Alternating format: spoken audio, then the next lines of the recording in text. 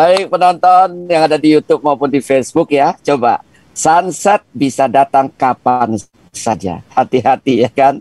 Jangan berpikir oh sunset pasti tua ya kan. Mati tidak mesti tua. Mati tidak mesti sakit ya kan. Tiba-tiba bisa dadakan, bisa jalan ya. Tadi Bante mengatakan mudah buat kita. Ya, Dhammapada 183 tadi kan Bante ulang beberapa kali tadi kan, tidak melakukan kejahatan, menambah kebajikan, sucikan hati dan pikiran. Itu ajaran para Buddha. Baik, saya langsung saja Bante, pertanyaan sudah bertubi-tubi Bante. Ya, saya bacakan yang pertama dari Santo Ong di Jakarta Bante. Pertanyaannya adalah, ya, kematian, saya bermimpi tentang kematian orang tua saya 3 hari yang lalu. Apa arti mimpi tersebut Bante? Silakan Bante. Wow, jadi saya mau ramalan mimpi. Sebetulnya ini kalau tradisi ya, kalau tradisi mengatakan mimpi orang meninggal itu sebetulnya yang dimimpikan malah umurnya panjang. Tetapi sebetulnya mimpi ini juga bisa terjadi karena kita takut. Ya, setelah kita melihat si A sunset, orang tuanya si B sunset, sunset di sini artinya sakit sampai meninggal, maka kita juga khawatir. Nah, tadi sudah saya sampaikan, kekhawatiran, ketakutan ini ayo kita jadikan motivator untuk kita melakukan kebajikan, sehingga saya kok mimpi orang tua saya sakit, saya kok mimpi orang tua saya meninggal, ya padahal kenyataannya belum, tapi kan mungkin saja bisa sakit, mungkin saja bisa meninggal. Karena itu mumpung saya masih hidup, mumpung saya masih sehat, mumpung orang tua saya masih hidup, mumpung orang tua saya masih sehat, saya akan berbuat baik semaksimal mungkin untuk orang tua, sehingga orang tua merasa bahagia punya anak saya. Nah, saya juga akan berbuat baik untuk lingkungan saya. Saya juga berbuat baik untuk siapapun juga, sehingga orang tua merasa bahagia, tidak sia-sia sudah melahirkan saya. Nah, sehingga sunset ini jangan dijadikan hantu yang menakutkan. Sunset ini marilah kita jadikan motivator, sehingga ketika matahari tenggelam sungguhan, ketika kehidupan kita sudah berakhir sungguhan, yang ada hanyalah kebahagiaan. Seperti tadi begitu sunset, justru waktunya kita berkumpul dengan keluarga, waktunya kita bisa makan bersama, waktunya bisa nonton bersama, waktunya kita bercengkrama dengan keluarga dan semua teman-teman ketika sebelum pandemi seperti itu. Ya, nah jadi apapun juga yang Anda takutkan semasa sunset ini, mulailah kita berpikir yang positif, kita balik menjadi satu motivator untuk melakukan kebajikan dan mengisi kehidupan yang maksimal, terbaik mulai sekarang sampai sunset kita datang sendiri. Luar biasa Bante, Santo, Anda pasti sudah tenang ya. Jadi hilangkan kekhawatiran, tambahkan kebajikan dalam hidup ini, supaya apapun yang terjadi nanti pada kita, kita sudah siap nanti ya. Baik, saya akan ke James Harsono Bante. Pertanyaannya, terima kasih Yang Mulia telah membuka mata saya terhadap agama Buddha melalui semua ceramah Bante di YouTube. Pertanyaan saya, ya, tips pelimpahan jasa untuk mereka yang sudah meninggal karena COVID. Bante, silakan Bante. Ya, baik. Jadi pelimpahan jasa pada prinsipnya adalah kita melakukan kebajikan atas nama mendiang. Tentu saja mendiang ini tidak terbatas ya pada yang kena COVID saja.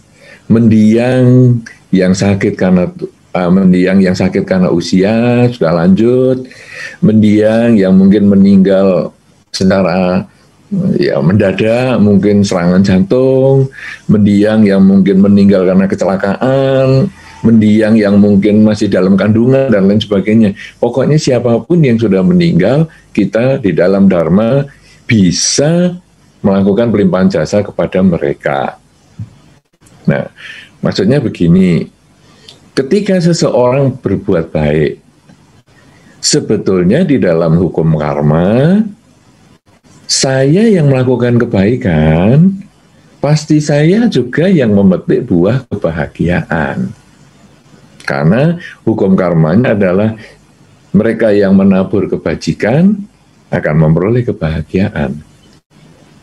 Tetapi di dalam alam-alam tertentu setelah orang meninggal, itu ada jenis-jenis makhluk yang dia bisa mendapatkan manfaat dari pelimpahan jasa. Maksudnya bagaimana ini? Kalau kita bayangkan ada satu orang si A berteman dengan si B. Misalnya ya Pak Ponijan dengan saya, misalnya Pak Ponijan di Jakarta, saya di Jawa Timur, misalnya seperti itu. Kemudian Pak Ponijan mengabarkan satu kebahagiaan. Misalnya, Bante, saya lulus S3 lagi loh Bante. Wah, yang saya tahu Pak Ponijan ini senengnya belajar terus. Luar biasa Pak Po ini. Ya, nah kemudian Pak Ponijan mengatakan, Bante, ini saya sudah lulus S3 lagi. Nah, saya merasa bahagia. Wah, ini teman saya dapat ilmu lagi. Saya senang. Dan dia mengatakan, wah, anumodana Pak Po, saya ikut berbahagia Pak Po. Kalau Pak Po sudah mendapat S3 yang kesekian kalinya. Nah, yang dapat S3 itu Pak Po. Saya tidak dapat ilmunya apa-apa. Karena beliau yang belajar susah payah. Sampai malam, mungkin sampai pagi, beliau yang belajar dan beliau yang mendapatkan manfaat. Nah, tapi kok saya ikut bahagia? Karena saya merasa, saya punya teman yang lebih hebat lagi sekarang. Sehingga nanti kalau menjadi moderator, wah, mengarahkannya jauh lebih hebat lagi. Nah, kebahagiaan ini adalah karma baik. Pak Po yang mendapat kesuksesan, yaitu lulus S3, tapi saya ikut bahagia. Nah, kebahagiaan saya ini kalau di dalam dharma, saya melakukan karma baik lewat pikiran. Kan tadi kan ada dikatakan kan orang berbuat baik itu kan kurangi kejahatan, tambah kebaikan, sucikan pikiran. Ketika Pak Po ngasih tahu S3 itu kan saya ada dua pilihan. Pilihan yang pertama, saya ikut bahagia Pak Po, anumodana. Tapi pilihan kedua, kalau saya nggak suka, sombong sekali, S2 lagi, sombong sekali. Karena saya merasa, aduh saya tidak bisa S2, saya tidak bisa S3. Pak Po kalau S3-nya berkali-kali, sombong sekali, menghina ya. Nah, saya kan juga bisa berpikir negatif. Nah, berpikir negatif ini saya memetik buah karma buruk saya juga pada waktunya. Sehingga pelimpahan jasa ini bukan sesuatu yang dituangkan atau dipindahkan. Ketika Pak Po ngabari saya bahwa Pak Po lulus S3 yang sekian kali, tidak ada ilmu yang dituangkan ke saya, tetapi mengkondisikan saya itu berbahagia. Nah, kebahagiaan saya itulah yang karma baik. Semakin sering Pak Po ngasih tahu tentang hal-hal yang membahagiakan, misalnya satu ketika, Bante, anak saya sekarang juga sudah lulus gini loh. Wah, saya juga happy. Anumodana Pak Po. Nah, saya melakukan karma baik lagi dengan pikiran. Semakin sering Pak Po menambah karma, menginformasikan hal yang positif, semakin banyak saya melakukan karma baik lewat pikiran, sehingga pada saatnya ketika karma baik saya lewat pikiran tadi berbuah, maka saya pun buahnya adalah kebahagiaan. Nah, sebetulnya kalau kita masih hidup seperti ini, inilah yang disebut pelimpahan jasa. Cuman karena si A itu sudah meninggal, maka kita hanya bisa mengatakan semoga dengan kebajikan yang saya lakukan ini, si A di alam kelahiran yang sekarang, si A yang meninggal karena COVID tersebut, semoga berbahagia. Nah, jadi kita berbuat baik kemudian ngabari kepada si A.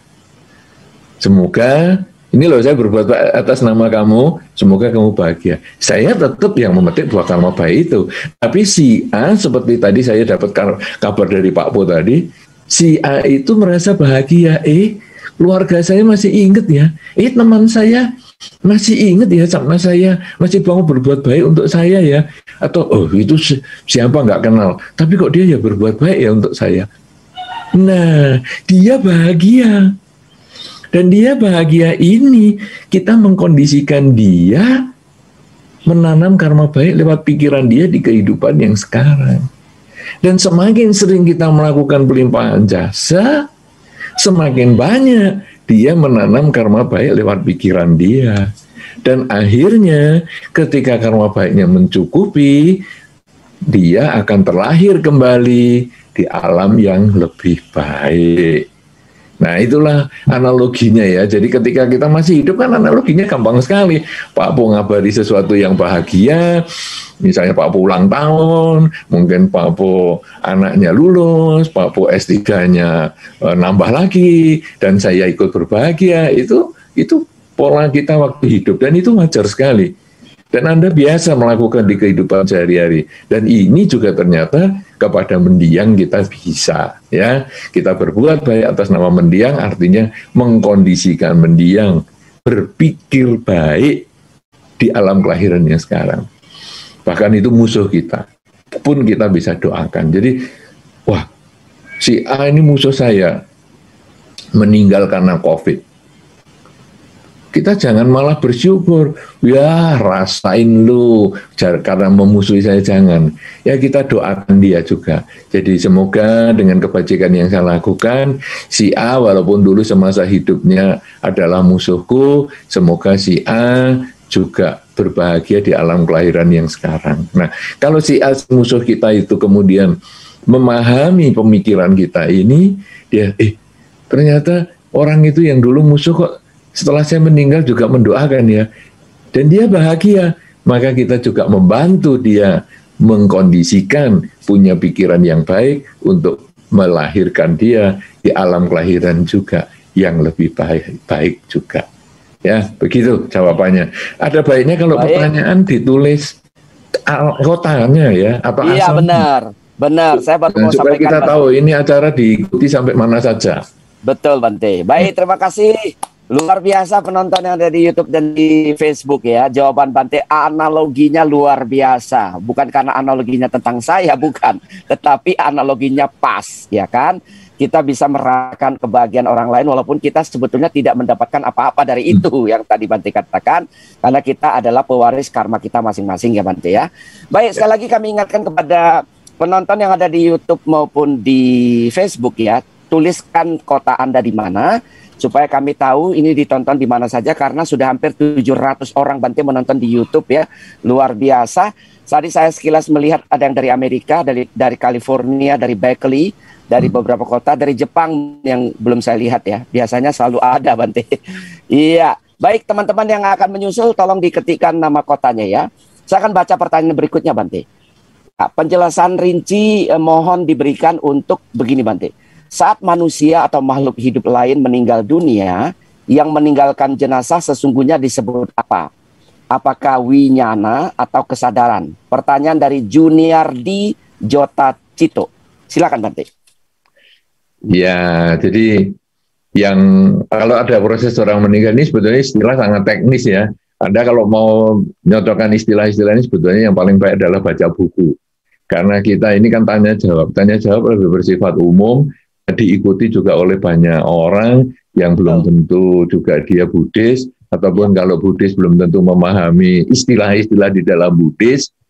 Ya, jadi sebetulnya kalau orang meninggal, kalau orang yang belum mencapai kesucian, orang yang meninggal itu kemudian energinya itu pada saat meninggal disebut kesadaran proses meninggal, istilahnya cuti cita. Jadi ada istilah khususnya lah itu cuti cita. Cuman ya sekali lagi itu akan lebih cocok kalau Anda membaca buku. Nah kemudian kalau nanti kemudian dia akan kesadaran energi ini akan lahir kembali, dia namanya adalah Pati Sandi Winyana. Jadi kesadaran energi ini hanya fungsinya yang berubah, atau energi kesadaran ini. Kalau kita mau gambarkan analoginya supaya gampang, itu adalah kalau mobil dengan kecepatan 10 km karena jalanan macet. Ya, jalanan macet 10 km per jam.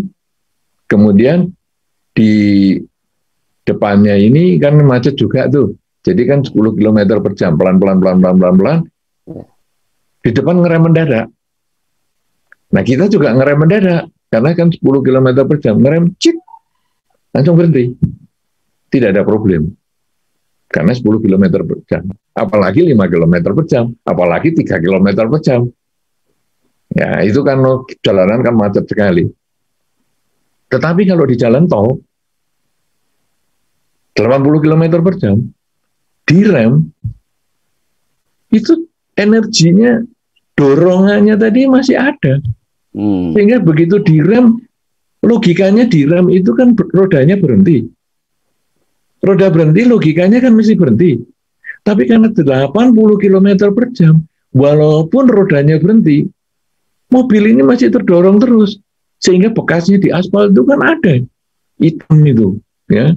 Tapi kalau 3 km per jam, rodanya berhenti, mobilnya juga berhenti. Nah, artinya kecepatannya ini berpengaruh sekali. Sekarang, kalau 80 km per jam, direm, itu berhentinya kan lama. Jadi jalan beberapa jaraknya ada beberapa meter, baru berhenti. Nah, kalau di depannya itu ada kendaraan lain, dorongan ini tadi nubruk. Walaupun kendaraan di depan itu berhenti, bisa kedorong loh dengan kendaraan yang 80 km per jam jalan itu tadi. Tapi kalau yang 3 km per jam, direm, nempel dengan mobil di depannya, dia ya cuman terasa ada bunyi, buk begitu di belakang, tapi dia tidak jalan.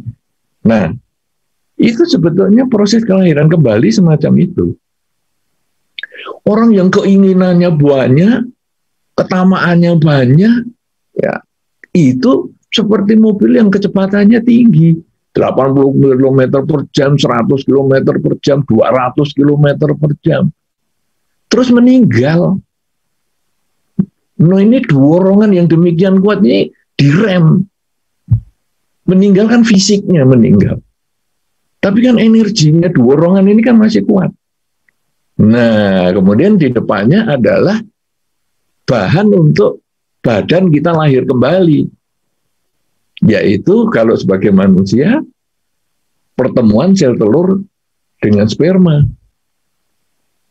Nah, dorongan ini waktu masih jalan begini, itu yang disebut cuti cita tadi. Jadi, jualan di rem, kemudian nyenggol mobil di depannya. Nyenggol mobil di depannya yang berhenti ini tadi jalan. Nah, perpindahan energi ini, Pati Sandi Winyana. Gitu. Ya, jadi energi itu sebetulnya. Nah, sekarang orang yang sudah mengendalikan keinginan, mengendalikan ketamaan, mengendalikan kebencian, mengendalikan kegelapan batin. Ini seperti mobil yang jalannya makin pelan. Makin pelan. Sehingga seperti jalanan macet tadi. Tinggal 10 km per jam, tinggal 5 km per jam, tinggal 3 km per jam, tinggal 1 km per jam, terus meninggal dia, direm. Nggak ada, suara citnya saja nggak ada. Makanya, ya sudah. Itu tidak terlahirkan kembali. Walaupun di depannya masih banyak mobil berhenti, dia tidak terlahir kembali. Tapi kalau yang 200 km per jam tadi, nubruk mobil depannya. Nanti depannya ini jalan, nubruk depannya lagi. Nah, itu kelahiran kembali berkali-kali. Energinya kan ada terus. Tapi kalau sekarang kemudian kita sudah mengendalikan pikiran, mengurangi ketamaan, kebencian, dan kegelapan batin, maka begitu direm, dia langsung berhenti. kelahiran kembali menjadi selesai. Walaupun di depannya ini masih banyak, seperti Bante Anggulimala yang sudah membunuh kan ribuan orang, harusnya kan banyak di depannya. Tapi karena mencapai kesucian, inilah kelahiran kembali. Dia berhenti dan tidak lahir kembali. Itu logikanya ya. Jadi saya lebih senang untuk istilah-istilah ini kita tidak terlalu banyak membahas istilah lah, daripada Anda malah jadi sama-sama bingungnya. Kita coba membahas yang dalam kehidupan sehari-hari saja supaya lebih gampang. Jadi kalau istilah Anda baca bukunya sendiri aja. Begitu penjelasannya dan baik. Terima kasih Bante. Analoginya sangat bagus ya. Silakan nanti ditonton ulang buat Anda yang kalau kurang paham atau kurang jelas karena terlalu cepat ya. Banyak minum air biar diencerkan. Ya, diencerkan supaya bisa paham ya. Artinya ditonton ulang berkali-kali. Baik, Bante dari Harita. Wah, ini Macintosh. Harita dari Amerika ini Bante. Bolehkah kita berharap to be born again with the same family, lahir di keluarga yang sama lagi? Bolehkah berharap begitu Bante? Silakan Bante. Ya, boleh saja. Oh, namanya harapan. Mau lahir lagi dengan keluarga ini, mau lahir lagi dengan pasangan hidup itu, karena saya sudah merasa cocok dengan pasangan hidup ini, saya kepengen lahir lagi jadi ini, saya sudah cocok dengan anak saya yang ini, saya pengen dia jadi anak saya lagi, saya sudah senang dengan anjing ini, ya semoga anjing ini nanti tetap anjing saya lagi. Ya boleh saja, tetapi tentu membutuhkan karma baik yang sesuai. Ya, jadi kelahiran kan sekarang itu semua adalah modalnya kan dari karma yang kita bawa. Kalau karma kita dengan si A, misalnya saya cocok nih dengan si A, semoga saya lahir lagi dengan si A bersama lagi. Kalau kita kebetulan karma baiknya cocok, kita bisa lahir barengan lagi dalam lingkungan yang sama. Tapi kalau karma baiknya nggak cocok, mungkin tidak secara langsung ya, setelah meninggal ini kemudian lahir dengan si A lagi, mungkin enggak. Mungkin beberapa kelahiran lagi, nunggu karma baiknya yang lain cocok, baru bisa ketemu lagi. Ya, jadi beberapa umat Buddha kadang-kadang punya perenungan begini, saya kepingin loh, lahir jadi umat Buddha lagi. Nah, kan ada yang seperti itu. Ya, jadi saya gimana ya? Nah, dalam tradisi Buddhis ada kebiasaan mengucapkan gini, kalau malam menjelang istirahat, nah ini sudah sunset, makanya waktu sunset itu sebetulnya banyak kegiatan yang asik gitu. Nah, jadi kadang kita, aduh ini ngeri banget sunset, enggak, banyak yang asik-asik. Ya, nah ini kalau malam mau tidur, itu sunset juga itu. Tidur itu ya sunset, kita biasanya sudah jalan kemana-mana, sekarang sunset kita berbaring. Itu ada yang bertekad begini, perenungan dulu semua kebajikan yang sudah kita lakukan sepanjang hari. Dengan ucapan, dengan pikiran, dan dengan perilaku kita. Kemudian kita mengucapkan dalam batin, semoga dengan semua kebajikan yang sudah lakukan sepanjang hari ini, dengan pikiran, dengan ucapan, dan perilaku, akan berbuah dalam bentuk kebahagiaan, yaitu saya terlahir lagi sebagai manusia yang mengenal Buddha Dharma. Jadi tidak perlu mengatakan mengenal agama Buddha. Kata agama Buddha itu kan bahasa Indonesia.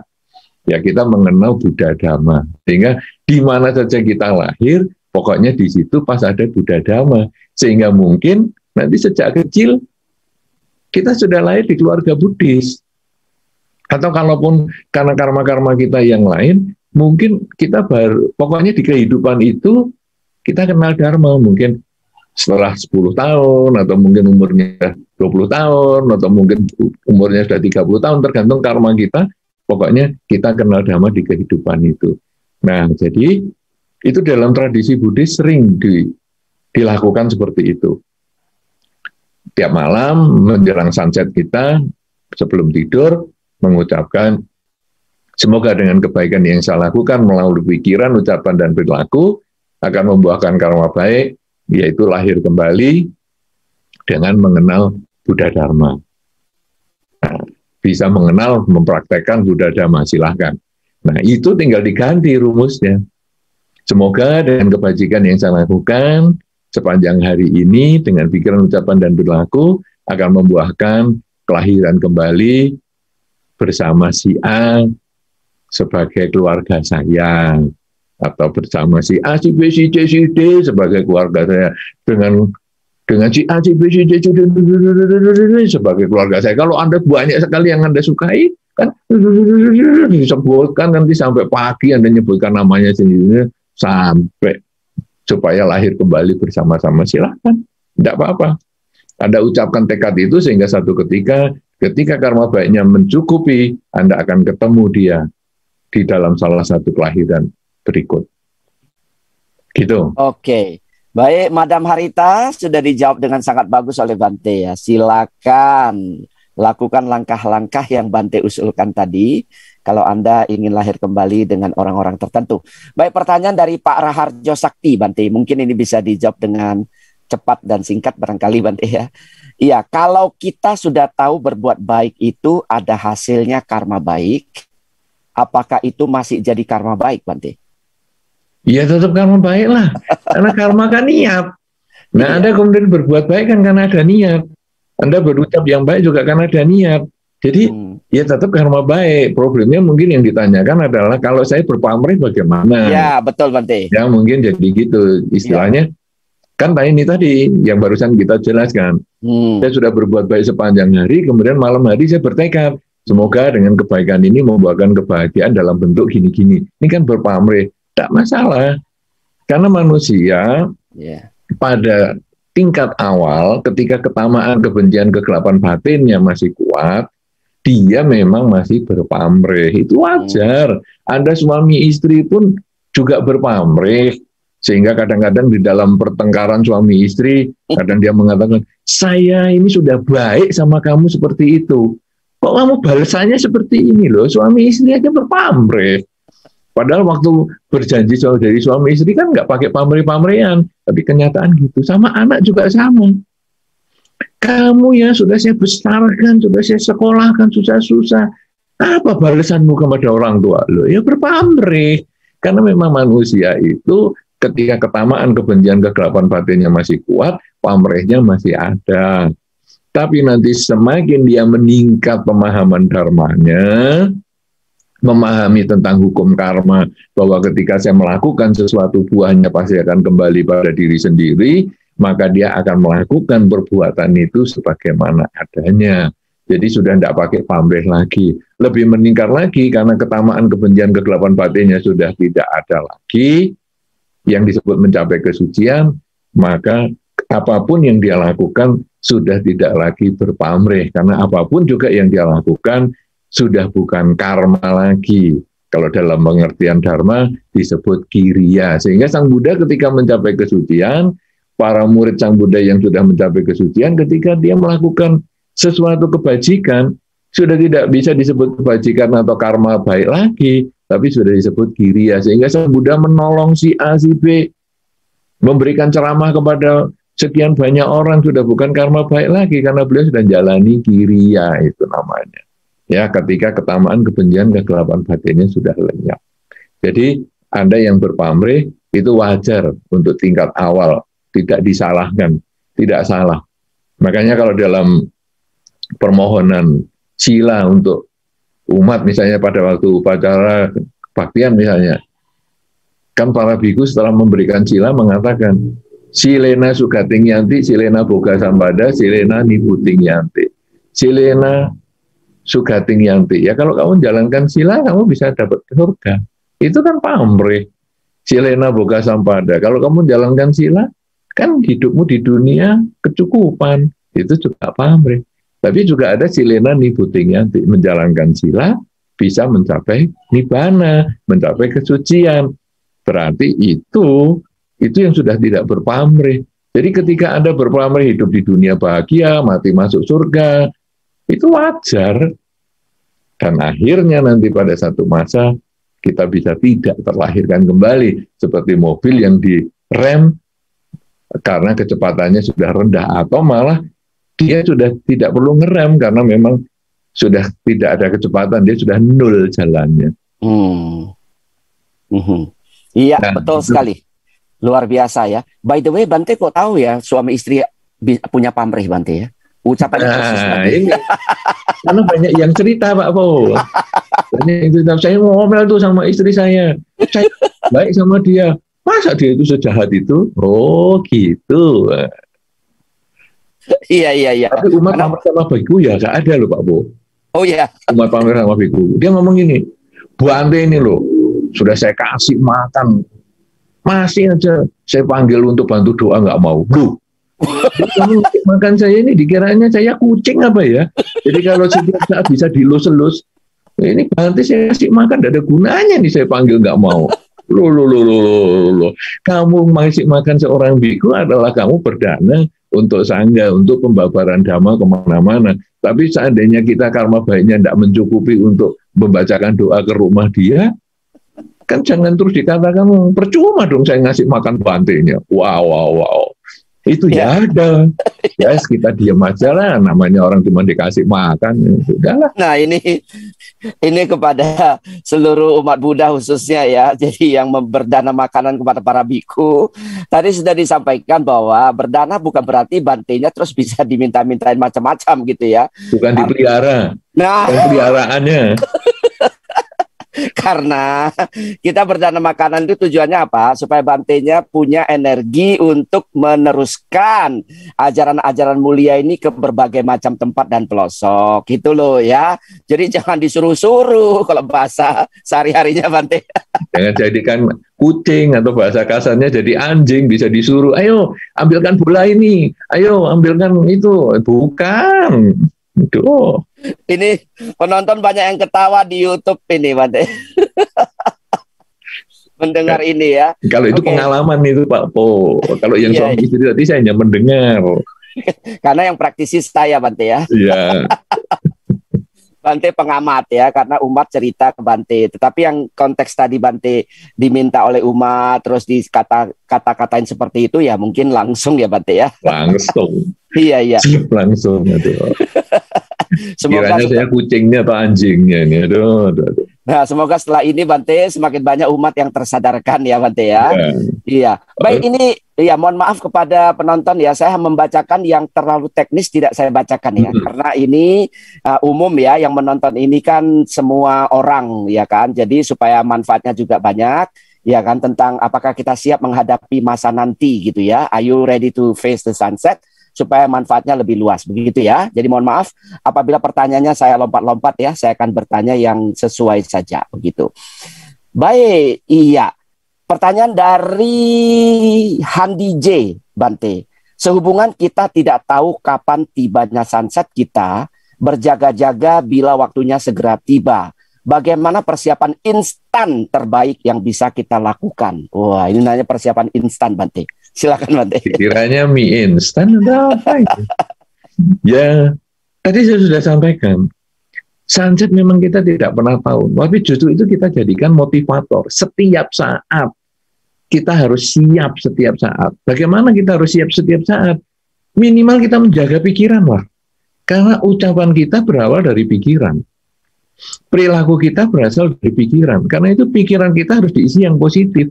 Salah satu pikiran positif itu adalah kalau Anda ngimpi menakutkan, apa yang Anda ucapkan dari dalam mimpi itu. Misalnya kalau menakutkan, kemudian wah Anda melihat hantu misalnya Anda, atau takut ketika jatuh dari ketinggian dalam mimpi ya, ini takut jatuh dari ketinggian atau apa saja. Kemudian Anda, apa yang Anda katakan dalam mimpi itu? Misalnya Anda mengatakan semoga semua makhluk bahagia, semoga semua makhluk bahagia. Anda berarti bahwa sadar Anda itu deposito pikiran positifnya banyak. Sehingga nanti pada saat akan meninggal, sunsetnya datang, mungkin kata-kata terakhir itu yang keluar adalah semoga semua makhluk bahagia. Tapi kalau deposito pikirannya itu yang negatif-negatif, yang aduh kok bisa begini, aduh kok bisa begitu, aduh aku kok ketemu musuhku walaupun dalam mimpi seperti itu. Hati-hati, karena nanti pada saat kita sunset, yang muncul adalah pikiran negatif itu. Aku benci sama si A. Ketika kita benci sama si A, cinta dan benci itu mengumpulkan. pada saat kita benci sama si A itu seperti kita setir yang tadi mobilnya kecepatannya tinggi, setir ini belok kanan atau belok kiri. Sehingga kalau dia belok kanan setirnya ya sudah, nanti bagian yang kiri akan ngantem ke depan. Kalau kita belok ke kiri, ya yang kanan yang ngantem ke depan. Hanya seperti itu. Ini kan hukum alamnya. Nah sekarang saya nggak suka sama si A. Nanti begitu kita meninggal malah pikirannya tentang si A yang saya benci itu, kita nanti lahir lagi malah dekat sama dia. Itu nanti ada hubungannya dengan pertanyaan tadi yang sebelumnya. Gimana ya saya mengkondisikan bisa lahir lagi di lingkungan keluarga itu. Nah, itu kan tadi kita mengulang pikiran. Semoga dengan kebaikan ini membuahkan kebahagiaan saya lahir di keluarga ini. Sekarang secara negatif, ketika kita musuhan dengan si A, sebetulnya nanti itu mengulang di dalam pikiran, saya nggak suka sama si A. Begitu meninggal, pikiran terakhirnya adalah saya nggak suka sama si A, justru akan lahir sama si A. Sehingga kita sering ketemu nanti di masyarakat itu, bahwa dari lahir dia sudah musuhan terus. Atau nanti sudah besar, jadi suami istri musuhan terus tapi nggak pernah cerai. Itu ya ada. Sampai sampai satunya meninggal, yang satunya ikut meninggal. Mungkin nanti lahir lagi. Kalau masih kebencian itu belum dibalas dengan cinta kasih, kebencian masih dibalas dengan kebencian, dia akan lahir lagi bersama-sama. Nah, jadi kita kalau mau instan adalah menjaga pikiran tetap positif. Jadi sering-sering mengisi pikiran kita semoga semua makhluk bahagia. Sehingga ketika ada hal yang negatif muncul, kita hanya mengulang itu, semoga semua makhluk bahagia. Itu yang paling instan yang Anda bisa kerjakan. Iya, sudah dijawab ya. Pertanyaan instan. Biasakan berpikir yang baik-baik, berucap yang baik-baik, ya itu Bante ya. Berperilaku yang baik-baik ketika nanti menjelang akhir, tiba-tiba datang, kita nggak tahu ya. Nah, itu yang baik-baik akan muncul, begitu ya Bante ya. Ya, baik. Ada pertanyaan berikutnya dari Yen Chin Lim, Bante, dari Facebook ini, Bante. Ya, pertanyaannya bagaimana cara, ini penting Bante di masa ini, bagaimana cara yang efektif untuk menyampaikan kepada orang tua supaya tidak terlalu mengkhawatirkan virus COVID-19, tetapi ortu tetap saja menjaga prokes. Silakan Bante. Ya, kenyataan kan virus ini memang ada ya, jadi korbannya ya sudah, susah lah menghitung itu kalau seluruh dunia. Di Indonesia juga banyak ini, sampai ya kita ngeri ya, kena update informasinya itu. Nah, kemudian kita bagaimana menginformasikan kepada orang tua, kita menegaskan aja, memang ini ada Pak, ini memang ada Ma. Cuman ya kita jangan terlalu takut, apalagi kalau kita di rumah, ya kita menjagalah, kita ikuti aturan pemerintah lah. Kita kalau nggak penting sekali ya kita jangan pergi-pergi. Kemudian jangan banyak berkomunikasi lah secara fisik, apalagi dengan orang-orang dan lain sebagainya. Kalau kita melakukan transaksi keuangan, ya ada baiknya ya cashless lah, jangan pakai uang lah. Kalau bisa ya cukup transfer sana, transfer sini lah, dan lain sebagainya. Sebetulnya itu kita hanya cara berkomunikasi saja. Mungkin Pak Apo ini lebih bagus ini, karena nanti Pak Apo ini kan komunikator nomor satu bukan di Indonesia saja. Tadi kalau pembawa acara mengatakan Pak Apo di Indonesia, bukan, Pak Apo ini komunikator nomor satunya di Asia loh. Ya, nah sehingga ini nanti bisa, mungkin ini hanya teknik komunikasi saja. Ini Pak Po saya kira yang bisa menyampaikan. Sehingga kalau saya hanya menyampaikan, kita tidak perlu pakai menakut-nakuti. Ya, jadi ini bahaya sekali ya. Tapi cukuplah kita tenang aja. Coba juga jangan sembrono. Saya sudah divaksin, aman. Juga jangan sembrono. Ikuti aja protokol kesehatannya dan perbanyak pikiran positif, supaya dipercaya bahwa pikiran positif itu juga menambah imunitas kita sendiri. Karena beberapa, memang secara real kan jumlah yang tertular kan banyak. Tapi kalau kita lihat secara real juga yang sembuh juga banyak. Nah ini salah satu yang disampaikan adalah karena pikirannya itu positif, tidak terlalu banyak takut, sehingga imunitas tubuh kita ini juga lebih baik. Tapi untuk cara penyampaiannya, saya kira mungkin Pak Po, karena Pak Po ini juga yang S3 yang luar biasa sekali, yang saya juga perlu tahu ilmunya juga, jangan cuma jadi moderator aja. Pak Po, bantu Pak Po. Silahkan. Jawaban Bante sudah benar ya untuk Yenchin Lim di Medan ini Bante. Ya, yang paling penting orang tua pasti gini, satu hal kadang-kadang anak muda harus pahami ya. Ini saya berbagi saja. Orang tua pernah menjadi muda, kita belum pernah menjadi tua. Nah, itu harus kita pahami kalimat itu dulu kan gitu ya. Artinya apa? Orang tua pasti punya pengetahuan lebih banyak daripada kita. Paling tidak pengalaman hidupnya maksudnya. Pasti lebih banyak ya. Jadi yang Bante suka bilang adalah begini.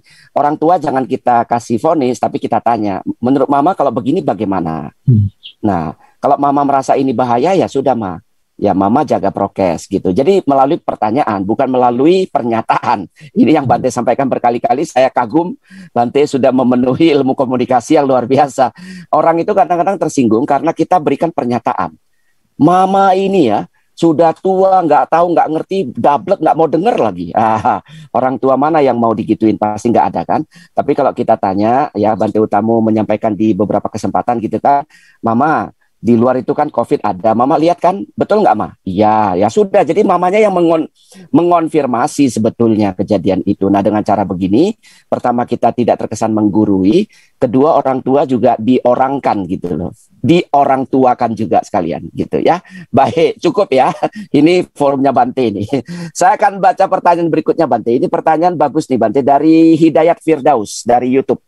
Ya, ini kegelisahan banyak orang Bante. Saya ingin bertanya, bagaimana jika masih banyak tugas dan tanggung jawab yang belum selesai? Misalnya anak masih kecil, bagaimana bisa meninggal dengan tenang, Bante? Silakan, Bante.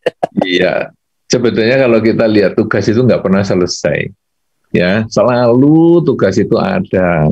Sehingga dulu ada satu kisah seseorang yang saudagar kaya, yang kemudian ada satu biku yang mendatangi rumahnya, lalu dikatakan, kamu kan sudah kaya, ayo ikut saya jadi biku aja. Oh jangan, anak saya masih kecil, tunggu beberapa tahun lagi ya. Ya dah, kemudian bikunya pergi. Beberapa tahun kemudian, bikunya datang lagi ke rumah itu. Bagaimana? Ini kan anak-anakmu sudah besar, ya jadi biku. Wih jangan, saya belum punya menantu. Oh, nanti beberapa tahun lagi. Ya udah, beberapa tahun lagi datang lagi bikunya. Ayo, kamu kan sudah punya menantu, belum punya cucu. Ya, dan sampai akhirnya nanti beberapa tahun lagi setelah saya punya cucu ini, berapa tahun lagi datang meninggal orangnya sudah. Nah, sunset. Kemudian biku ini menggunakan kemampuan batinnya. Ternyata saudagar yang kaya ini meninggal dan lahir lagi karena dia kemelekatan sama hartanya, dia menjaga hartanya. Karena zaman itu hartanya itu masih disimpan di dalam sebuah peti dan itu jadi ular di situ. Kemudian bikunya itu ngomong sama keluarganya, peti hartamu ini sekarang ada ularnya loh di situ. Ularnya saya tangkap ya, nanti saya jadikan, saya function di biara gitu. Dan akhirnya benar, nah keluarganya ini datang masuk ke gudangnya, wah bener nih di dekat peti emasnya ini, wah ada ular di situ, tangkep, gebukin. Wikunya ngomong, jangan dikebukin, gebukin, takut. Akhirnya ularnya sampai Tyler begitu, baru diserahkan ke pantainya. Ya sudah, ini saya bawanya. Nah, kemudian bikunya ngomong, coba tuh keluargamu tuh. Dulu yang kamu saya suruh jadi biku, katanya masih belum punya anak. Sudah punya anak, katanya belum punya mantu. Sudah punya mantu, katanya belum punya cucu. Kamu sudah punya cucu, akhirnya malah sunset, malah meninggal. Nah, sekarang tuh keluargamu nggak tahu kamu jagain di situ. Wah, baru akhirnya, ya sudahlah. Sekarang akhirnya dia diwihara dan menjaga di wihara sampai meninggal, baru lahir lagi dia jadi anak-anak untuk jadi biku di situ. Nah, artinya bahwa hidup ini cepat sekali prosesnya. Dan sekarang kita ini gimana ya?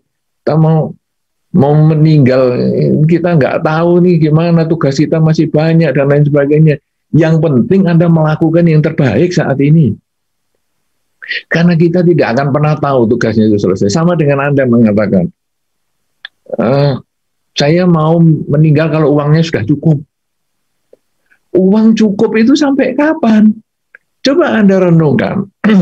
Anda penghasilan, katakanlah 100.000. Nanti dengan 100.000 itu, Anda bisa hidup loh seharian. Tapi begitu uang Anda 200.000, Anda juga bisa hidup. 300.000 ya bisa hidup, 400.000 ya bisa hidup. Cuma nanti jadi penambahan, sehingga hasilnya nanti kalau dulu 100.000 ya pokoknya cukup makan lah. Nanti 200.000 ya makannya berapa macam lah. 500.000 ya nanti makan dan pulsa lah. Akhirnya macam-macam. Jadi kapan pernah puas itu? Tidak ada. Makanya kematian itu akan datang setiap saat. Sunset itu kita sudah tidak tahu kita ini di benua bagian mana, sehingga kita sunsetnya jam berapa kita tidak tahu. Tapi yang tahu sunset itu pasti. Nah kalau di dalam Dhamma disampaikan, hidup itu tidak pasti, kematian itu pasti. Dan itu Sang Buddha mengulang 2 kali kata kematian itu pasti. Hidup itu tidak pasti, kematian itu pasti. Kematian itu pasti. Jadi setiap saat bisa mati. Tapi kapan hidup ini berakhir kita nggak tahu. Saat ini kita hidup. Kemarin kita hidup. Tapi sampai kapan kita hidup? Nggak tahu. Nanti sore bisa sudah mati kita. Sunsetnya sudah bisa datang. Nah, karena itu kita nggak bisa ngomong, aduh anakku masih kecil, tolong ya jangan mati dulu. Nanti anak kecil ngomong, kalau anakku sudah besar gimana? Ya aku kan belum punya menantu. Nggak bisa. Jadi saat ini adalah saat yang paling berharga. Saat ini saya hidup. Saat ini saya harus melakukan yang terbaik dengan pikiran, ucapan, dan perbuatan, sehingga ketika saya sunset hari ini, saya sudah tersenyum. Sama dengan ketika Anda bekerja sepanjang hari sudah kerjanya maksimal, maka begitu sunset, saya happy berkumpul dengan keluarga. Ya, saat ini, saya harus melakukan yang terbaik dengan pikiran, ucapan, dan perbuatan, karena saya hanya punya saat ini. Beberapa saat lagi, saat yang berikutnya, belum tentu punya saya. Apalagi 1 jam lagi, apalagi 2 jam lagi, belum tentu punya saya. Apalagi setahun, 2 tahun lagi, belum tentu. Yang punya saya hanya saat ini. Kalau saat ini anak saya masih kecil meninggal, saat ini saya meninggal, anak saya masih kecil, ya sudah, pokoknya saya sudah melakukan yang terbaik untuk mereka. Tapi ketika anak saya sudah besar, saya sudah punya cucu, baru meninggal, ya sudah, berarti saya sudah banyak melakukan yang saya kerjakan. Dan meninggal itu belum tentu kita lahir kembali di alam menderita. Karena meninggal itu bukan akhir segalanya. Sama dengan sunset di sini, itu bukan berarti mataharinya mati. Mataharinya itu akan terbit di tempat lain. Demikian pula ketika kita mati di alam manusia, kita akan terbit di tempat lain. Kalau kita banyak karma baiknya, kita terbit di alam lain yang bahagia. Kalau kita banyak penderitaannya, kalau kita banyak melakukan kejahatan, kita juga akan terbit di alam menderita yang lain. Jadi tergantung kelakuan kita. Jangan kita dibebani dengan, oh, ini duit saya belum banyak, ini saya belum punya pasangan hidup, ya ini anak saya belum punya pasangan hidup. Tidak bisa, kita bukan dibebani seperti itu semua harus kita tinggalkan. Kita hanya punya tugas dengan diri kita sendiri, yaitu melakukan kebajikan dengan pikiran, ucapan, dan perbuatan, dan siap menghadapi sunset setiap saat. Sehingga itu sama dengan tadi pertanyaan adalah bagaimana mau instan ini supaya kalau mati saat ini saya sudah siap. Pikiran isi yang positif, karena ucapan akan otomatis positif dan perilaku juga positif. Gitu. Baik, luar biasa Pak Hidayat tadi ya, Hidayat Firdaus ya. Baik saudara sekalian, Bante menekankan berkali-kali bahwa jangan khawatir, lakukan saja kebajikan terbaik saat ini. Saya mau bacakan izin Bante Dhammapada 122 Bante ya, untuk mengingatkan kepada kita semua. 122 ini Anda bisa juga lihat di samagipala.or.id ya. Iya, samagipala.or.id, di sini ada Dhammapadanya juga. Ya, saya bacakan buat Anda supaya kita siap yang terbaik ya. 122 berkata begini, janganlah meremehkan kebajikan walaupun kecil dengan berkata, perbuatan bajik tidak akan membawa akibat. Bagaikan sebuah tempayan yang akan terisi penuh oleh air yang dijatuhkan setetes demi setetes. Demikian pula orang bijaksana sedikit demi sedikit memenuhi dirinya dengan kebajikan. Jadi jangan pernah meremehkan kebajikan gitu Bante ya. Bahwa setetes-setetes, oh nggak ada gunanya. Oh tidak, lakukan itu supaya kita nggak gelisah. Lakukan itu supaya waktu kita nggak habis untuk memikirkan, saya nanti kalau meninggal muda gimana anak-anak saya ya. Gimana anak-anak saya ya kan gitu kan. Nggak punya waktu lagi mikirin itu. Karena kita sudah selalu melakukan kebajikan gitu ya. Baik Bante, ini pertanyaan ada dari Nakes nih Bante, tenaga kesehatan ya. Ini mungkin bisa menjadi sebuah motivasi dari Bante nanti untuk semua nakes atau perawat yang tengah menangani COVID. Dari VVY di Sidoarjo, sunset adalah hal yang wajar terjadi. Tapi di masa pandemi ini, karena pekerjaan saya yang banyak berhubungan dengan orang sakit, membuat saya tertekan dan khawatir. Bagaimana cara mengatasinya, Bante? Silakan, Bante. Ya, memang untuk orang-orang yang berhubungan, ya, terutama ya tenaga kesehatan ataupun mereka-mereka yang berhubungan dengan merawat, menjaga orang-orang yang dalam masa pandemi ini, tentu banyak pengorbanan yang sudah dilakukan ya. Kita bagi yang tidak terlalu banyak hubungan dengan yang sakit, memang pengorbanan kita jauh lebih sedikit dibandingkan dengan mereka. Resiko tertular dan sebagainya mulai dari awal penjagaan sampai akhirnya penguburan dan lain sebagainya itu mereka sangat berisiko hidupnya, sehingga dalam kesempatan ini kita juga mendoakan kepada semua tenaga kerja, tenaga kesehatan di seluruh dunia, khususnya juga di Indonesia tentunya, semoga selalu sehat dan bisa selalu menjaga kesehatannya baik untuk dirinya maupun keluarganya sehingga tidak tertular sampai untuk waktu yang lama karena kebajikan yang sudah dilakukan. Nah, memang rasa takut itu muncul. Kadang takut itu yang menimbulkan kita lemah. Seperti tadi yang kita awal pembahasan, sunset itu menakutkan dan membuat kita malah imunitas kita menurun karena kita ketakutan. Demikian pula ketika kita berinteraksi dengan banyak orang, karena ini misalnya, ini orang ini sakit atau enggak ya, pemeriksaan misalnya dokter dan lain sebagainya, sakit enggak ya, ini kan 50-50 tuh ini kadang, atau malah di UGD yang memang betul-betul harus menerima orang yang sakit, ini kan, aduh saya bisa ketularan enggak ya, ini kan jadi rasa takut. Nah, selain kita menjaga protokol kesehatan, menggunakan APD dan lain sebagainya sesuai dengan aturan, sudah semaksimal mungkin, kita juga menjaga pikiran. Jadi, kita hanya pikir positif, bahwa saya sekarang melakukan kebajikan semaksimal yang saya bisa kerjakan. Sehingga kalau seandainya saya sampai sakit, saya sudah melakukan kebajikan semaksimal mungkin. Ya. Tapi kalau sekarang saya hanya takut dan takut dan takut, hasilnya saya tidak melakukan sesuatu. Ataupun saya takut dan takut, hasilnya adalah imunitas kita menurun. Tapi kalau sekarang saya sekarang tujuannya adalah ingin membantu masyarakat Indonesia supaya lebih sehat. Jadi kita membangkitkan satu semangat di dalam diri kita bahwa saya melakukan sesuatu yang jauh lebih besar daripada hanya menjaga kesehatan saya. Tapi saya juga melakukan usaha menjaga kesehatan orang lain. Saya menjaga kesehatan lingkungan saya. Saya membantu memutuskan rantai pandemi ini. Dengan pola pikir yang lebih besar seperti ini, mengkondisikan kita untuk lebih semangat dan lebih berpikir positif. Jadi, kalau kita simpulkan, protokol kesehatan nomor 1 adalah yang paling penting. Baik itu menggunakan peralatan-peralatan, menjaga jarak dan sebagainya, kemudian minum vitamin ini, vitamin itu, obat ini, obat itu, dan lain sebagainya, secara logis itu harus dikerjakan. Yang kedua, secara spiritual adalah mengembangkan pikiran positif dan siap menerima kenyataan siap kapanpun juga. Karena sunset bisa datang setiap saat.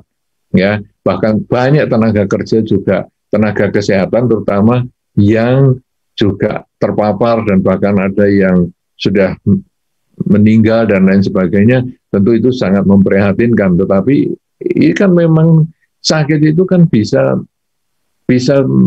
mengenai semua orang.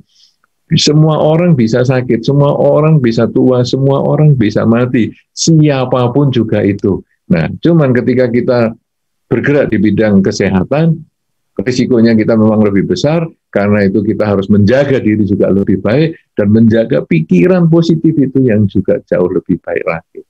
Ini yang mungkin saya bisa sampaikan, supaya Anda tidak usah terlalu takut, tapi juga jangan menjadi pemberani. Kita saling menjaga saja, supaya hidup kita juga menjadi lebih panjang, lebih bermanfaat, tapi juga tetap sehat. Ini yang mungkin saya bisa sampaikan, karena masing-masing nanti cara berpikirnya itu yang membedakan antara satu orang tenaga kesehatan dengan satu orang tenaga kesehatan yang lain. Bagaimanapun juga, sebagai tenaga kesehatan, Anda sudah melakukan kebajikan yang terbaik di masa-masa seperti ini. Iya, terima kasih Bante. Kita boleh berikan apresiasi buat tenaga kesehatan seluruh dunia ya. Mungkin yang ada di YouTube atau di Facebook bisa kasih jempol buat para nakes ya. Jadi sekaligus ini memberikan motivasi. Ada dua hal penting tadi untuk seluruh tenaga kesehatan, perawat dan dan seterusnya yang berprofesi sejenis itu, bahwa Anda tetap harus jaga prokes gitu ya. Kalau APD memang harus diganti setiap kali Anda beberapa jam sekali, itu memang harus dilakukan. Kedua, tadi Bante katakan secara spiritual, kembangkan pikiran positif. Ya kan, karena pikiran positif itu bisa meningkatkan imunitas diri Anda. Kalau Anda ketakutan kan lama-lama imunitas turun ya Bante ya. Betul. Ya, berpikir positif, karena Buddha mengajarkan Dhammapada saja, ayat depan aja kan tentang pikiran. Ya kan, pikiran adalah pelopor, adalah pembentuk, pencipta dan sebagainya. Jadi memang pikiran ini luar biasa kalau di konteks agama Buddha begitu ya. Saya kira harus dipahami. Semoga doa kami nanti pukul 14 hari ini Presiden akan memimpin doa bersama dengan para pemuka agama dan masyarakat untuk mendoakan semoga COVID ini bisa segera, ya katakanlah, bisa kita lemahkan lah ya begitu ya. Jadi semakin banyak masyarakat yang sehat. Kita tunggu nanti pukul 14 ya di YouTube-nya Kementerian Agama ya Republik Indonesia, kita saksikan bersama nanti.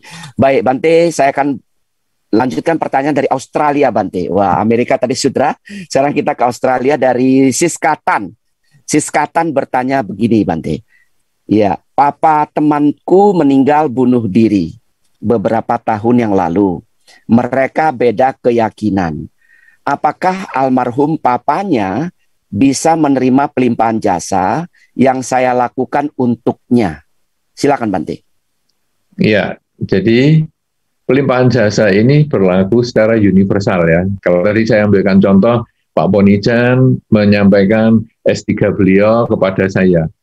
Kebetulan kita sama-sama Buddhis, tapi seandainya sekarang bukan Pak Ponijan yang menyampaikan, tetapi misalnya orang lain, teman saya yang lain, yang bukan Buddhis, dan menyampaikan S3-nya beliau, saya pun ikut bahagia karena saya temannya, dan saya merasa, ada teman saya juga ya, walaupun bukan Buddhis, S3-nya juga sudah beberapa kali, saya juga ikut bahagia. Jadi, saya pribadi merasa senang, walaupun agamanya tidak sama, tetap saya berbahagia atas kebahagiaan orang lain. Nah, itu kalau kita berbicara tentang S3 tadi.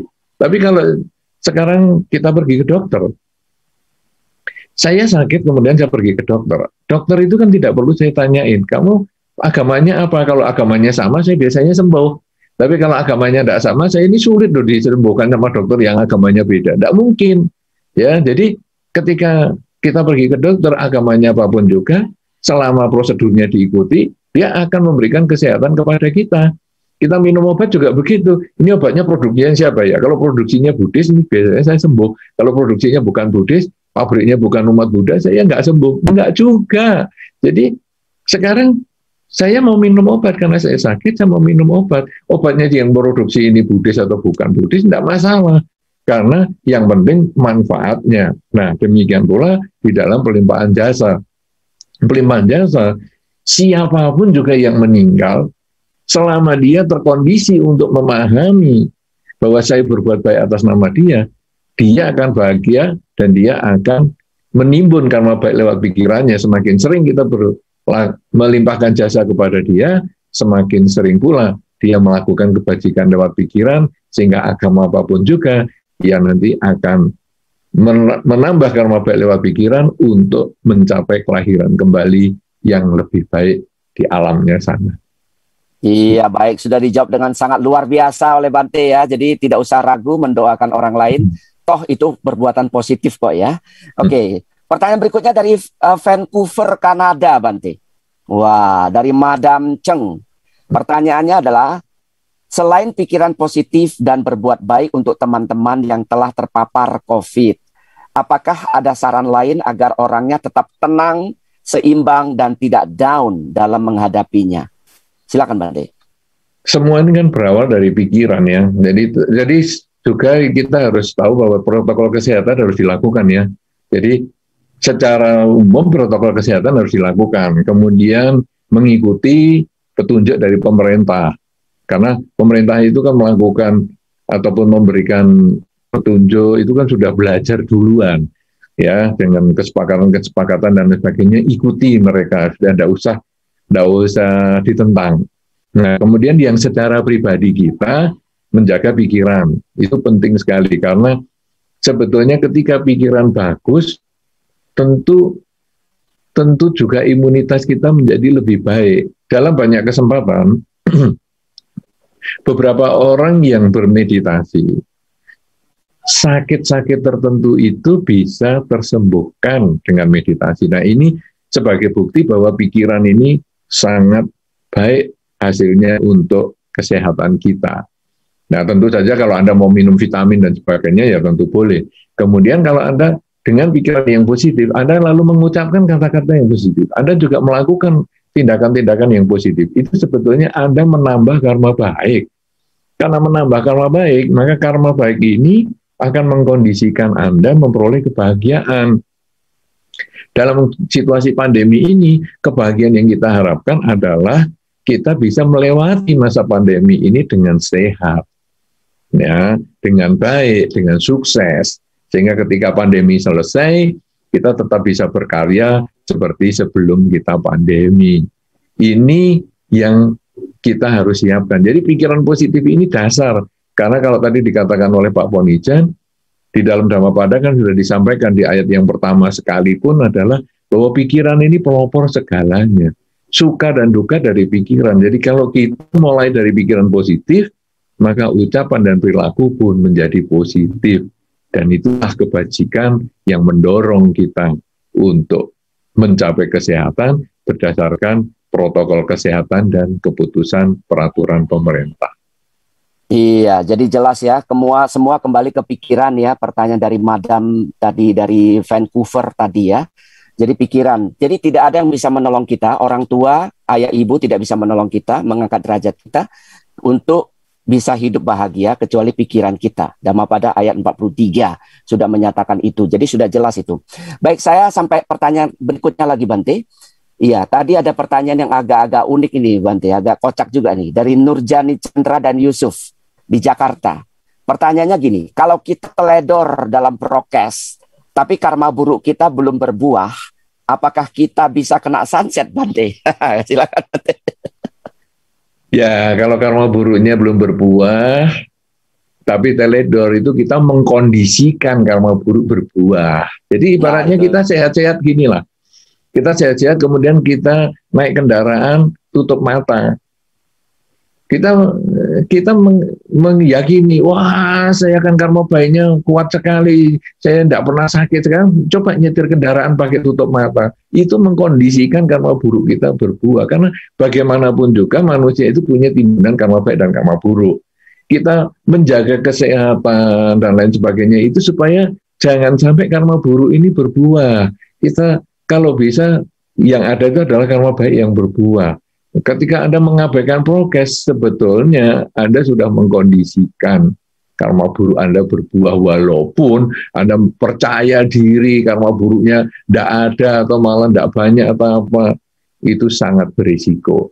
Ibaratnya pegang listrik dengan keyakinan pada karma baik saya ada, saya pegang pasti nggak nyetrum. Ya risiko meninggal ya tetap ada kalau pegang listrik. Karena itu jaga kesehatan baik-baik. Jangan main-main lah dengan kesehatan. Karena sekali risikonya bukan hanya untuk Anda saja. Risikonya juga untuk keluarga Anda. Risikonya juga untuk lingkungan Anda. Hari ini di Indonesia kalau Anda sampai tidak menjaga kesehatan dengan baik, Kalau sakit mau nyari rumah sakit aja belum tentu dapat. Nyari obatnya belum tentu dapat. Betul. Ada obat, Betul, ada Bante. rumah sakit, biayanya belum tentu mampu kita bayar. Kalaupun sampai meninggal, belum tentu kita punya kesempatan untuk mendapatkan perawatan jenazah dengan baik. Karena yang antri sudah banyak sekali. Ya, Betul sekali. Jadi buat penonton di YouTube ya, ini cerita yang barusan Bante sampaikan tadi, cerita dari pengurus dari Setia Dhamma Manggala, Ibu Rani Ong juga tadi sampaikan kepada saya, kepada kami. Sekarang ini kalau kita terpapar ya, hati-hati saudara, rumah sakit belum tentu ada. Ya kan, kalaupun meninggal, jangan berharap bahwa meninggal kita punya uang, kita bisa kremasi setiap saat, nggak bisa. Harus mengantre minimal 1 minggu. Iya kan, syukur-syukur kalau kenal dengan pengurus paling cepat 3 hari setelahnya. Jadi sungguh luar biasa. Ya, jadi dan itu ya itu yang kedua. Yang ketiga adalah kita tidak bisa menyembayangi dekat-dekat dengan teman kita, saudara kita, keluarga kita yang kena COVID.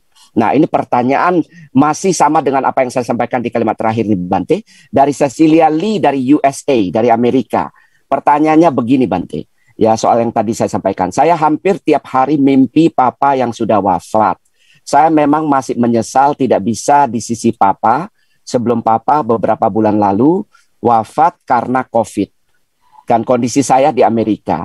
Bagaimana menghilangkan rasa sesal? Apa dengan begini saya bisa ya menghalangi kelahiran papa saya? Silakan Bante.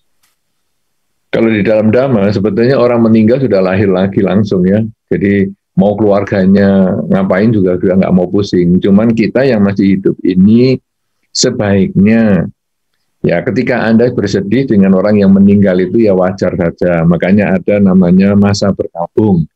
Kalau dalam tradisi di masyarakat ada masa berkabung 3 hari, 7 hari, sampai 3 tahun. Sebetulnya itu adalah kalau secara empiris dulu nenek moyang kita itu 3 tahun adalah masa yang paling lama untuk seseorang itu merasa kehilangan. Ya, jadi kalau sampai sedihnya itu lebih dari 3 tahun, sebetulnya itu menjadi berlebihan karena menjadi tidak bisa kerja apapun juga. Tapi biasanya kita peringati 3 hari, 7 hari, dan seterusnya itu secara empiris sebetulnya adalah kita mengingat, ya kita sedih boleh, ya apalagi tadi dikatakan ayahnya meninggal beberapa bulan, berarti kan belum sampai 3 tahun ini, sedih boleh, cuman apa yang harus kita lakukan sekarang? Kita nggak bisa ngapa-ngapa, kita hanya bisa mendoakan. Kita hanya bisa melakukan pelimpahan jasa. Setiap kali sedih, ucapkan dalam batin, semoga Papa bahagia, semoga semua makhluk bahagia. Itu ulangi terus berkali-kali, setiap kali sedih. Ada hari-hari tertentu, kalau kita punya kesempatan berbuat baik, berbuat baiklah. Dengan cara Anda mau apa saja. Anda, sesuai dengan keyakinan Anda. Misalnya Anda berbuat baik ke panti asuhan, Anda berbuat baik kepada misalnya homeless, orang yang gelandangan, dan lain sebagainya.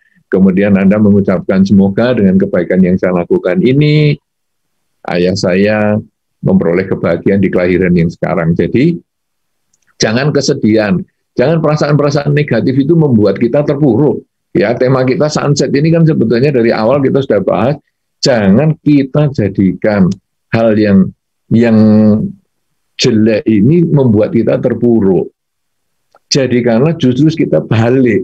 Hal yang buruk ini kita balik menjadi motivator untuk kita berubah dan menjadi lebih baik. Kalau tadi sunset, kita lalu berpikir untuk hidup menjadi lebih semarak karena malam itu ketika siang kita sudah kerja menjadi satu kebahagiaan karena berkumpul dengan keluarga. Kalau sekarang sudah ada orang meninggal, kemudian kita kok nggak bisa datang ke sana, saya kan tempatnya jauh. Ya sudah, sekarang saya melakukan yang terbaik dengan pikiran, ucapan, dan perilaku, supaya saya bisa limpahkan jasa kepada mendiang, sehingga mendiang terlahir dimanapun juga, beliau bisa mendapat kebahagiaan sesuai dengan karma baik yang beliau miliki. Seperti itu. Dan itu masa berkabung itu harus kita batasi sehingga jangan sampai mencengkeram kita kehidupan sehari-hari, dan seandainya nanti orang beliaunya itu lahir di sekitar kita, beliau malah ikut sedih karena aku kok sampai kayak gitu sih ya. Mestinya kan ya sudahlah, aku sudah bahagia di alam ini kok kamu masih sedih aja di alam sana. Iya, jadi kesimpulannya pelimpahan jasa, Bante ya. Iya. Jadi lakukanlah pelimpahan jasa kepada yang sudah meninggal, jangan menyesali berlarut-larut ya. Iya. Penyesalan memang selalu datang belakangan katanya. Kalau di depan katanya pendaftaran, Bante ya. Betul. Wah, hebat. Izin Bante, kita sampai pukul 11.15 ya Bante ya. Masih bisa ya Bante? Iya, Iya, saya 11.15 coba. ya. Iya baik, kita masih dua pertanyaan seperti ya, satu dua pertanyaan saya bacakan ya. Jadi mohon maaf bagi Anda yang pertanyaannya belum sempat saya bacakan, nanti pada lain kesempatan kita akan udarakan lagi ya. Pertanyaan Bante dari Jauhun. Pertanyaannya begini Bante, apakah baca parita bisa membantu pikiran lebih tenang Bante? Bagaimana Bante? Iya, membaca parita bisa membantu memang untuk pikiran lebih tenang, karena kita bisa mengalihkan, itu sama dengan kita mengucapkan semoga semua makhluk bahagia tadi. Ya, jadi pikiran kita mestinya takut dengan sakit, takut dengan ini, kemudian kita alihkan semoga semua makhluk bahagia, semoga semua makhluk bahagia, sehingga kita sudah tidak memikirkan itu lagi. Karena pikiran ini kan jalannya satu setiap saat, sama dengan posisi badan. Ketika kita duduk, kita nggak bisa sambil berdiri. Kita hanya milih salah satu. Ketika berdiri, nggak bisa sambil berbaring. Kalau berbaring nggak bisa sambil berjalan. Jadi kita hanya milih salah satu. Ketika pikiran kita positif, maka pikiran negatif otomatis hilang. Dan itu bisa setiap saat berubah. Nah, jadi ketika pikiran kita negatif, langsung kita isi. Semoga semua makhluk bahagia. Ya hilang. Tapi kalau nanti berhenti, mungkin pikiran negatif muncul lagi. Sadari lagi. Kemudian kita ulang kalimat positif. Nah, membaca parita termasuk untuk mengisi pikiran kita supaya positif. Sehingga ini termasuk juga kebajikan dan merupakan satu hal yang bermanfaat juga. Tetapi kalau Anda bisa memahami lebih dalam, ini kan tadi tingkat awal. Kalau kita mau memahami lebih dalam bahwa hidup itu adalah saat ini, makanya saat ini saya harus melakukan yang terbaik. Yaitu apa sekarang? Nah, saya melakukan yang terbaik. Menyadari saya sedang berdiri, berjalan, bekerja, berbicara, itu akan menjadi tingkat lanjutan selain hanya mengalihkan pikiran dari negatif menjadi positif. Dan menyadari setiap saat ini saya sedang apa. Itu yang level selanjutnya. Ya, Bante, kalau pertanyaan selanjutnya, Bante, apakah ada parita tertentu, Bante, yang kita bisa bacakan di masa ini, Bante? Kalau parita yang tertentu di dalam salah satu saran atau himbauan Sangga Theravada di awal pandemi adalah membacakan Ratana Sutta. Karena Ratana Sutta ini dalam sejarahnya memang dulu ketika ada satu kota yang terkena semacam pandemi, kemudian dibacakan Ratana Sutta dan dibagikan air ke seluruh penjuru kota untuk mengatasi pandemi itu. Sehingga kalau Anda bisa membaca Ratana Sutta juga bagus juga, selain prokes tentu ya. Jangan lupa prokesnya itu, protokol kesehatan itu jangan pernah dilupakan, menjaga pikiran positif juga jangan pernah dilupakan, dan juga menambah membaca parita atau sutta, yaitu Ratana Sutta ini. Itu juga cukup baik. Iya, baik. Sekali lagi, saudara sekalian, Bante tetap mengusulkan kita untuk menjaga prokes. Kalau tidak, kita mengondisikan kejadian buruk terjadi lebih cepat daripada sebelumnya. Jadi jangan taruh-taruhan sama karma dong. Iya kan, taruh-taruhan karma. Karma saya belum buruk, ya nggak akan terjadi apa-apa. Jangan, itu sesat pandangannya ya. Baik Bante, ini pertanyaan berikutnya dari Malaysia Bante. Dari Ferry Swijanto. Apakah salah jika anak-anak tidak memberitahu penyakit yang sebenarnya kepada orang tua karena khawatir jika diberitahu orang tua akan lebih down atau akan bertambah sedih? Silakan Bante. Ya, itu situasional sekali ya. Jadi ada orang tua yang terbuka sehingga anak-anak juga terbuka. Wah, papa ini usianya tinggal 3 bulan loh Pak. Wah, ya enggak apa-apa, 3 bulan saya masih punya kesempatan untuk kumpul sama kamu, sama anak-anak nakal-nakal ini. Bisa. Itu kalau terbuka ya ucapkan. Situasional banget. Tapi ada yang sangat sensitif. Pak, kayaknya papa masih 3 tahun. Hah? 3 tahun? Aduh, tegang sekali. Nah, itu sensitif. Kita tidak bisa memberikan jawaban di sini, karena itu tergantung orang tua Anda dan tergantung hubungan anak dengan orang tua dan tergantung caranya anak ngomong. Nah, tapi cuma kalau misalnya takut orang tua sakit atau tambah stres atau apa, anak-anak mendorong orang tua untuk banyak berbuat baik. Jadi bahasanya agak diubah sedikit. Misalnya dia tinggal 3 bulan toh, meninggal nanti misalnya umurnya tinggal 3 bulan nih sakitnya. Kita kemudian mengatakan, Pak, ini gimana ya, Bapak kan masih sakit nih, ayo kita berbuat baik lebih banyak ya Pak. Oh, tapi kan bapaknya ini sudah di tempat tidur terus nggak bisa apa-apa. Pak, saya mau berbuat baik untuk Bapak ya. Ini nanti saya mau ke bakti baksos, ke panti asuhan dan lain sebagainya atas nama Bapak ya. Mudah-mudahan Bapak sehat selalu atau semoga Bapak bahagia selalu. Nah kemudian bapaknya mengatakan, ya sana kamu mewakili saya. Itu kita mengkondisikan bapaknya menanam karma baik. Jadi anak yang sekarang sering-sering berbuat baik atas nama papanya itu juga bagus. Ya tanpa harus mengatakan, Pak, papa sakit, wah, mau meninggal ini Pak. Enggak usah, kalau memang papanya mau tidak dikasih tahu nggak apa-apa dan itu tidak salah. Ya karena sebetulnya itu hanya teknik komunikasi. Kita belum tentu membohongi dia. Kita hanya mengarahkan dia untuk berpikir positif. Misalnya, nak saya ini sakit apa sih nak sebetulnya? Kamu ngomonglah sama saya.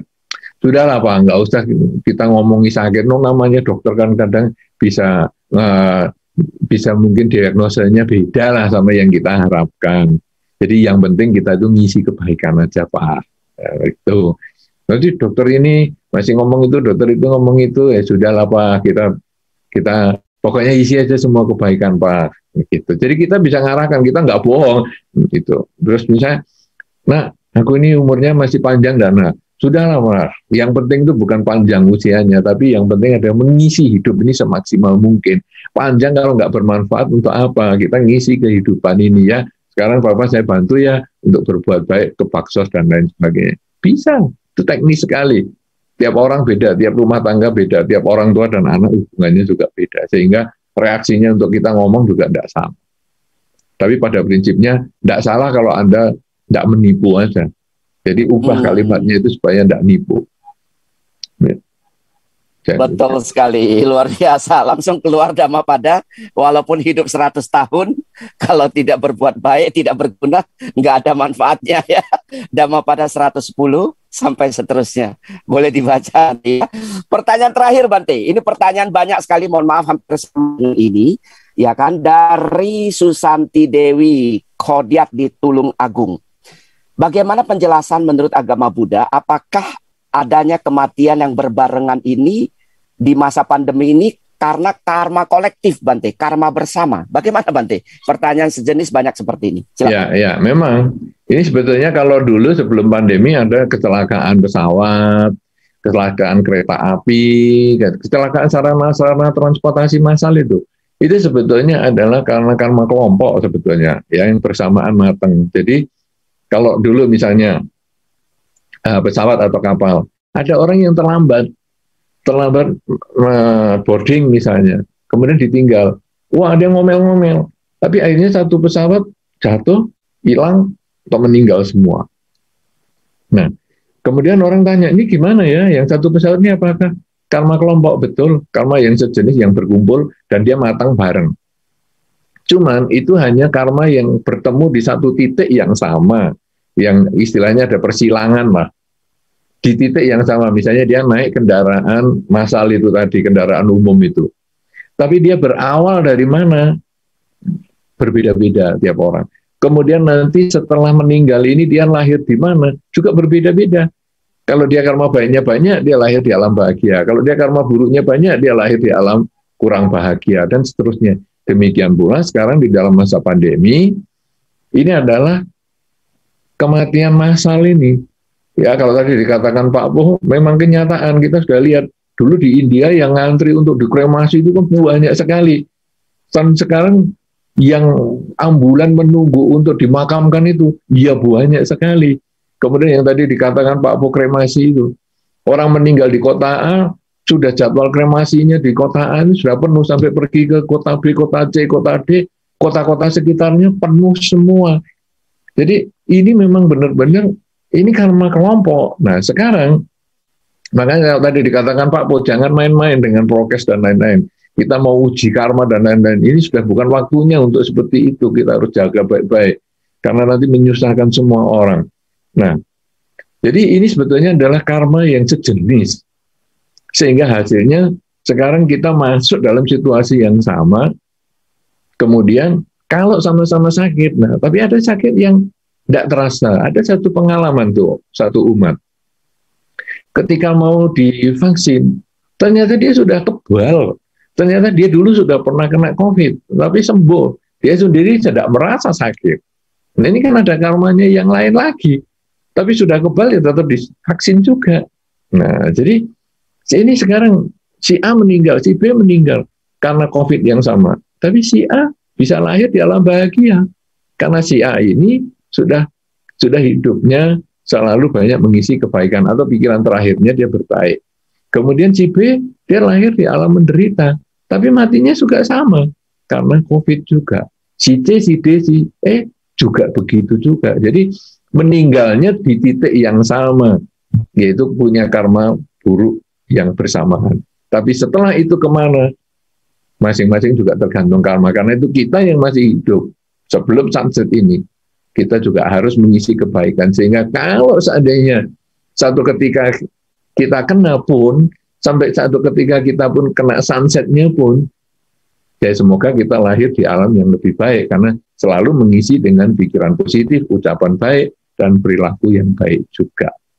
Ya, jadi kesimpulannya, memang ini adalah karma kelompok. Bagi yang tidak kena, sebetulnya dia di luar kelompok. Tetapi jangan menganggap luar kelompok selamanya. Karena kalau kita tidak menjaga prokes, ya kita berarti bisa masuk ke kelompok yang sama juga. Karena kita punya timbunan karma buruk juga dan karma baik juga di dalam hidup kita ini. Jaga diri baik-baik, supaya sunset ini menjadi satu kebahagiaan, bukan satu penderitaan. Baik, terima kasih banyak Bante. Itu juga sebagai closing statement. Kita ucapkan terima kasih kepada Bante ini penonton melalui jempol barangkali di Facebook maupun di YouTube ya. Mewakili Cetya Dhamma Manggala Bante, saya Poni Janlio mengucapkan terima kasih banyak kepada Bante yang sudah berkenan memberikan arahan bagaimana kita menghadapi sunset ini supaya kita tetap tenang dan bahagia Bante. Semoga Bante selalu sehat juga Bante, bahagia senantiasa dan sampai jumpa di lain kesempatan ya. Mari kita berikan tepuk tangan sambil mengantarkan Bante untuk meninggalkan ruangan YouTube kita dan di Zoom kita. Terima kasih Bante. Ya, silakan Bante.